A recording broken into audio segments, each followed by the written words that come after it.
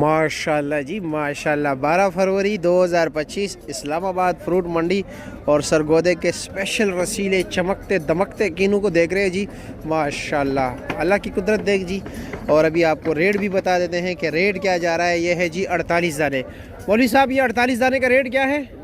16 बेचते हैं, 15 फाइनल देते हैं। फाइनल 1500 रुपया। 1500 अच्छा जी। कीनू है। ये मियावाली वाला है, मैं समझा सरगोदे का है। ये मियाँ वाली। अच्छा ये मियावाली का है। पतला अच्छा जी। छिल के बहुत मीठा कीनू है। अच्छा जी ठीक। अच्छा जी। और ये वो मोटा छिलका तो नहीं ऊपर असल में पतला छिलका वो असल में वो एक बार छिलका उतार के अंदर जो है ना छोटा सा दाना होता है। भी बड़ा है इसीलिए कि इसमें दाने मोटे डाले। अच्छा जी चलो जी शुक्रिया आपका। और इसके अलावा ये 60 दाना है जी। ये 60 दाना, ये 100 दाना है, वो 60 दाना। अच्छा ये 100 दाना है। और ये भी मियावाली का है? ये सरगोदा। ये सरगोदे का है। अच्छा जी। और इसका रेट क्या है? ये आप 1100 रुपए बेचते हैं। ये 1100 का। 80 दाने क्या रेट है? 80 दाना 1400। 1600 का। और ये 60 दाना 1400 रुपए का। ठीक हो गया जी।